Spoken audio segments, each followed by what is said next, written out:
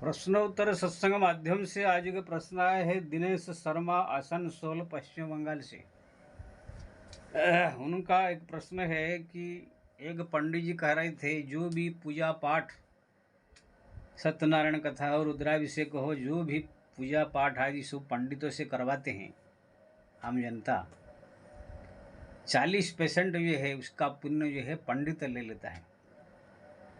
क्या ये सत्य है?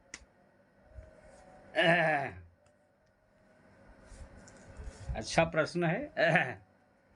लेकिन जो पंडित ने कहा वो मूर्ख है, बेवकूफ़ है, नालायक है, कोई शास्त्र पुराण उसको ज्ञान नहीं है, पब्लिक को जो है भरमाने के लिए इसे बात कर रहा है। कोई शास्त्र पुराण ग्रंथ में इसे वर्णन नहीं है कि पंडित जो पूजा पाठ कराने वाला वो 40% पूजा का भाग फल ले ले। क्योंकि ना पुरोहित जो कर रहे हैं, पंडिताई कर रहे हैं, जितने भी पंडित लोग पूजा हो, रुद्राभिषेक हो, जजमान का, जजमान से वो दक्षिणा के रूप में 1000, 1500, 2000, 5000, 10,000 ऐसे पहले से डिमांड करके ले लेते हैं। वो अपना पूजा पाठ जो भी किया वो सब जो है पैसा लेकर के अपना बेच दिया है। सबसे बड़ी चीज़ उसमें जितने भी केला हो, सेव हो, नाशपाती हो, चाहे पूजा का सामग्री जो भी लगता है सो जजमान का है, जजमान करार है। अब पंडित जो थोड़ा सा मंत्र पढ़ा या थोड़ा सा विधि विधान बताया उसका दक्षिणा के रूप में 1000, 1500, 1100 जो भी 5000, 10,000 अपना पूजा पाठ के अनुसार ले लेते हैं, यानी उसने बेच दिया। तो पंडित का इसमें 40% कहाँ से आएगा? ऐसे तो कोई शास्त्र पुराण में ग्रंथ में इसे है नहीं कि पुरोहित कर्णगिरी करने वाले, पंडित पूजा पाठ करने वाले ये सब जो है 40% ले लेते हैं, बल्कि ये पुरोहितगिरी पंडिताई को शास्त्र में निंदा किया गया है। पुरोहित कर्म करने वाले सब नीच होते हैं, इसको शास्त्र में जो है निंदा किया गया है। रामायण में लिखा है जब ब्रह्मा जी ने वशिष्ठ से कहा तुम जाकर रहुकुल का पुरोहित बनो, उनका जितने पूजा पाठ यज्ञ और जो श्राद्ध तर्पण जो कुछ भी है आप सब करना है, लेकिन वशिष्ठ जी ने मना किया। अपरोहित कर्म अति मंदा, वेद पुराण संस्कृति कर निंदा। रामायण में आप पढ़ लीजिएगा, एक श्लोक, एक क्या चौपाई है। तो पिताजी ये निंदनीय कर्म मैं नहीं करना चाहता हूँ, इसमें नरक में जाना पड़ता है, यजमान का पूरा पाप सब कुछ मेरे को भोगना पड़ेगा, इसलिए मैं सब नहीं करूँगा। तब ब्रह्मा जी ने कहा बेटा अगर तुम एक काम करते रहोगे पुरोहितगिरी, ठीक है कोई साधारण इंसान का करोगे तो निंदनीय है, लेकिन इस रघुकुल में भगवान का अवतार होने वाला है, राम रूप में अवतार लेंगे, तो अगर तुम इसका पुरोहितगिरी करते रहोगे, पंडिताई करते रहोगे, तो एक दिन राम भी जो है आपके पास में आएंगे, दर्शन करेंगे, आपको भी गुरु पंडित जी या पुरोहित या जो कुछ भी मान करके आपको जो है सम्मान करेंगे। तो उसी समय आपका राम का दर्शन होने से आपका जितने सब पाप ताप सब नष्ट हो जाएगा और आपका जीवन धन्य हो जाएगा। तब जा करके जो है वशिष्ठ जी ने कहा ठीक है अगर राम दर्शन हो जाएगा ये पुरोहितगिरी करने से तब फिर मैं करने के लिए तैयार हूँ। तो ये प्रसंग को आप जो है रामायण के उत्तराखंड में पढ़ सकते हैं। स्पष्ट लिखा हुआ है अपरोहित कर्म अति मंदा, वेद पुराण संस्कृति कर निंदा। वेद में, पुराण में, शास्त्र में, सब जगह जो है ये पुरोहितगिरी करने वाले जो पूजा पाठ दूसरे का कराते हैं, रुद्राभिषेक हो, सत्यनारायण कथा हो, श्राद्ध हो, तर्पण हो, यज्ञ हो, जो कराते हैं, ये सबको निंदा किया गया है। ये लोग दक्षिणा लेकर के पूजा पाठ करा के सब जजमान का पाप अपने सर पर ले लेते हैं।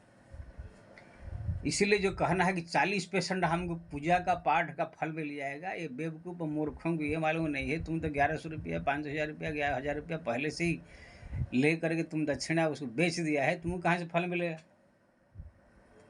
ये मैं बात जरूर और बता दूंगा, जितने भी कथा प्रवचन करने वाले आजकल भागवत रामायण करने वाले जो 5 लाख 7 लाख पहले डिमांड कर देते हैं, जो मैं ये भागवत करूँगा 7 लाख ले लूँगा, रामायण करूँगा 5 लाख ले लूँगा, ये अनुष्ठान करूँगा, 5,000 50,000 1 लाख ले लूँगा, जितने सब पैसा का डिमांड करके भक्ति पूजा पाठ जप तप कर रहे हैं, ये सब वेद को बेचने वाले महापापी है। ये बात ध्यान रख लीजिए। हमारा शास्त्र में ये सब कथा प्रवचन करने वाले, जितने सब पूजा पाठ करने वाले को ये है, शास्त्र में डिमांड रखने के लिए नहीं कहा गया, बल्कि जजमान अपनी श्रद्धा से जो दे देगा दक्षिणा के रूप में, वो उनके लिए ये है कल्याणकारी है। अगर आपने 5 लाख 7 लाख 50,000 1 लाख डिमांड रख दिया तो आपने पूजा पाठ भक्ति इस भागवत रामायण को बेच डाला। मैं नहीं कह रहा हूँ, ये तुलसीदास जी ने लिखा है रामायण में। कलियुग, घोर कलियुग ऐसा आएगा, ऐसे ऐसे पापी लोग होंगे, वेद पुराण को जो है बेचेंगे। बेच ही वेद धर्म दुहिले ही, पिसन पराय पाप कही देही। तुलसीदास जी ने लिखा कलियुग वर्णन में, ऐसे घोर कलियुग आएगा, सब वेद पुराण कथा प्रवचन सब बेचेंगे लोग, जबकि भगवान की कथा ऐसे कर करके लोगों के कल्याण करने की भावना से करना चाहिए। जो श्रद्धा दक्षिणा मिलेगा नहीं मिला वो बात अलग है, लेकिन अगर डिमांड रख करके पैसा रख करके अगर किसी ने कथा प्रवचन किया, उससे जैसा पापी और कोई नहीं है दुनिया में। ये कलियुग वर्णन है, आप पढ़ सकते हैं। ये सब कलियुग वक्ता है जो पैसा डिमांड लेकर के जो करते हैं। और लोग पूछो आप पैसा क्यों लेते हो, तो बोल देंगे भाई पैसा नहीं लेता, हमारा आश्रम कहीं चलेगा, क्या खाएंगे, इसे बोल देंगे। अरे भाई तुम कथा करने के लिए कहाँ गए हो, तो 7 दिन 8 दिन कथा किया, 10 दिन तो आते समय क्या इतना बेवकूफ़ी है वो लोग जो बुलाए हैं, कुछ तो आपको दक्षिणा देंगे। हम तो कथा प्रवचन हम भी पहले बहुत करते थे, कितने जगह हम गए रामायण करने, भागवत करने, जीवन भर तो 40 साल से मैं यही शो कर रहा हूँ, लेकिन हमारा एक पैसा का डिमांड कहीं नहीं रहा। भागवत 9 दिन 7 दिन किया, रामायण भी 9 दिन किया, कितनी जगह गया, लेकिन पूछा महाराज क्या दे, मैंने कुछ नहीं, जो श्रद्धा से इच्छा हो दियो, नहीं दो तो नहीं दो। ये यीशु का ऐसे होना चाहिए। आप देखिए भागवत सुखदेव जी ने परीक्षित को सुनाया। परीक्षित क्या थे, राजा थे, उनके पुत्र जन्मैया भी राजा थे। अगर खाली पुत्र को बोल देते बेटा ये मेरी कथा सुना है, इनके लिए बहुत बड़ा आश्रम बना दो, एकदम जो है करोड़ों जमीन इनके नाम लिख दो, हाँ, जिससे कि एकदम बाबा लोग बैठ कर खा पी कर मौज करे, ऐसे बोल सकते, जो मांगा वो दे सकते थे। लेकिन सुखदेव जी ये है भागवत जय से पूरा हुआ, अपना झोली झंडे उठाए चल दिया, महाराज कुछ दक्षिणा, बस बस बस दक्षिणा क्या, जो मैंने कहा उसका पालन करो, हरि नाम जपो, राम नाम जपो, भगवान का स्मरण करो, यही सबसे बड़ा दक्षिणा। तो वहां पर कोई पैसा नहीं लेते। हाँ, अगर मान लीजिए सुखदेव जी साहब इतने बड़े बैरागी नहीं है, आपके घर परिवार है, बाल बच्चे हैं, तो जो बोल दो भाई, जो श्रद्धा से दो, तुम्हारे लिए मैं जो है जो पूजा पाठ करा है, मेरा कोई मांग नहीं है, जो श्रद्धा इच्छा से प्रेम से आप दक्षिणा दे दो, वो मैं ले लूँगा। तो जो श्रद्धा से देगा ले लो, तो इसमें इसको बेचा हुआ नहीं माना जाएगा। जैसे किसके घर में जाओ, जा कर कुछ कोई भिखारी जा करके मान लीजिए मांग रहा है, तो भीख मंगा भिखारी है, वो भीख मांगा इसलिए वो सामने वाला जो देगा है, लेकिन वहाँ पर मांगा नहीं, जाकर चोरी कर लिया तो चोरी कहलाएगा ना। ऐसे ही आप भागवत कथा करके अगर मांग ले तो अपराध हो जाएगा, लेकिन नहीं मांगा, श्रद्धा से जो दे दिया उसको दक्षिणा माना जाता है। तो कहने का मतलब ये है, जितने भागवत रामायण पूजा पाठ जपत इसको कराने वाले ब्राह्मण पंडित जो भी सो कर रहे हैं, पुरोहित गिरी यज्ञ कराने वाले, श्राद्ध तर्पण करने वाले जितने सो पंडित है, पुरोहित, ये सब जो है पाप का भागी होंगे। इसको 40% क्या मिलेगा, 1% नहीं मिलेगा, बल्कि और इनका और पुण्य नष्ट हो जाएगा। इसलिए जितने मैं भागवत कथा करने वाले से मैं निवेदन करूंगा, ये सब जो 10 लाख 5 लाख 7 लाख 10 लाख दक्षिणा लेने का जो ये डिमांड है, इसको बंद करके भगवान की कथा ऐसे लोग कुछ जगत कल्याण के लिए सुनाओ। और जो भी तुमको बुलाएगा सुनाने के लिए वो श्रद्धा दक्षिणा देगा, अगर नहीं मिला तो छोड़ दो। ये सब भागवत कथा पता है, कोई जरूरी है कि भागवत का कथा करके अपना घर चलाने का। अपने घर में मान लीजिए बाल बच्चे है, परिवार है, घर संसार नहीं चलता है, तो जाओ अपना दूसरा काम करो, नौकरी धंधा करो, बिजनेस करो, या कुछ करो।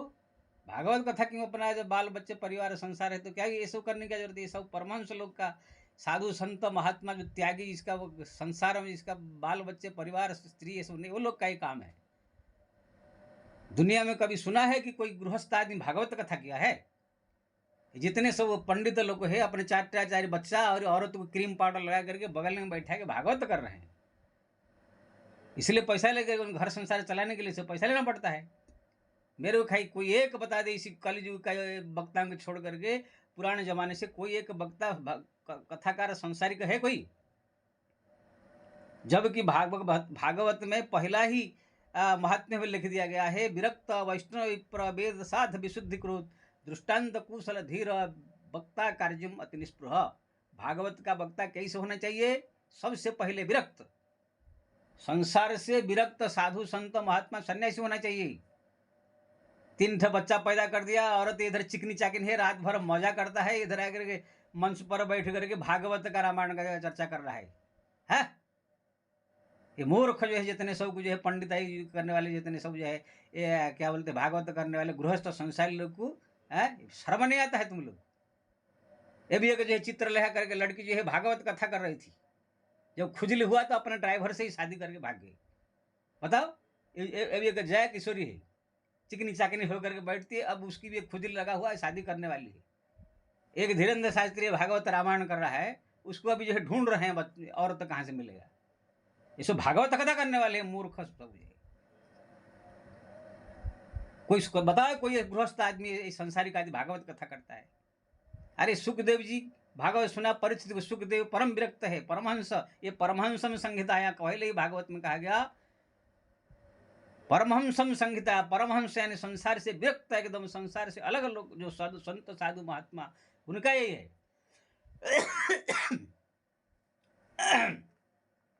गोकर्ण जी ने अपने धुंधुकारी को सुनाया, भागवत में सुनते हैं। गोकर्ण परम विरक्त साधु है। सनकादिक ने नारद जी को सुनाया, सनकादिक परम विरक्त साधु है। नारद जी ने व्यास जी को सुनाया, नारद जी परम विरक्त साधु है। ये जितने सब संसार में हैं भागवत कथा करने वाले, अगर एक कली घोर कलियुग के मूर्ख वक्ताओं को छोड़ दिया जाए, सब साधु संत महात्मा सन्यासी ही ये सब काम करते थे। गृहस्थ पंडित लोग को ये सब पूजा पाठ सत्यनारायण कथा और जाग यज्ञ ये सब पंडित पुरोहित वाले काम करने चाहिए। लेकिन ऐसे ऐसे मूर्ख सब आ गए, क्या कर गाली देने को इतना मन करता है? इधर तुम्हारा जो है जवानी छलक रही है, शादी करने के लिए उछल हो रहा है, और तुम जाके बैठ कर भागवत चर्चा कर रही है। उधर 3 बच्चे पैदा कर दिए हैं, सब जाके विदेश में पढ़ रहे हैं, औरत तो जो है चिकनी चाकिनी है कर क्रीम पाउडर लगा कर बगल में बैठी है, और तुम भी जो है क्रीम पाउडर लगा करके सब तरह तरह के चिकना ड्रेस पहन करके भागवत कर रहे हो। ये भागवत हो रहा है कि भागवत का अपमान हो रहा है? तो कहने का मतलब ये है, जितने सब इसी कलयुग में चाहे भागवत कथाकार गृहस्थ संसारिक लोग है और इतने पंडित लोग जो पूजा पाठ कर रहे हैं, ये सब जो शास्त्र में निंदा किया गया है। पंडित लोग का, पुरोहित लोग तो एकदम स्पष्ट रूप में निंदा किया गया है। इसलिए जो 40% पूजा पाठ का फल ले लेंगे बोल रहे हैं, ये फल कुछ नहीं बल्कि जजमान का सब पाप लेकर के और पाप भोगेंगे। अगर 40% फल मिलता होता तो वशिष्ठ जी ने ब्रह्मा जी से क्यों मना किया, मैं पुरोहित गिरी काम नहीं करूंगा? इस शास्त्र का निंदा, वेद पुराण का निंदा, अपरोहित कर्म अति निंदा, वेद पुराण संस्कृत कर निंदा, इसे क्यों वशिष्ठ जी ने कहा? इसलिए मैं सबसे निवेदन करूंगा, कोई पंडित को कुछ नहीं मिलता है और पाप भोगते, यजमान का पाप लेते हैं। जितने कथा प्रवचन करने वाले गृहस्थ संसारिक लोग है, ये सब मूर्ख है और ये सब पाप कर रहे हैं। वेद ही बेच धर्म दुहिले ही पिसुन पर आय पाप कह दे, ये सब पाप भोगेंगे सब। जितने सब 5 लाख 10 लाख सब जो डिमांड करके गृहस्थ संसारिक होकर के कथा प्रवचन जो कर रहे हैं, ये सब विरक्त साधु संत सन्यासी त्यागी महात्माओं की ये सब ग्रंथ है, रामायण भागवत ये सब गीता ये सब प्रवचन करने का है। ये घोर कलियुग ऐसे आ गया है, सब गृहस्थ लोग कोई कथाकार विद्वान सब बन गए हैं। ज़्यादा बोल दिया मैं। इसलिए धीरेश जी, आप जो सोच रहे हैं कि कोई 40% ले लेंगे, कुछ नहीं मिलेगा आपको। पूजा पाठ कर रहे कोई पंडित से, पूर्ण फल आपको मिलेगा, उनको कुछ नहीं मिलेगा बल्कि और पाप लेके जाएगा पंडित। जय श्री राम।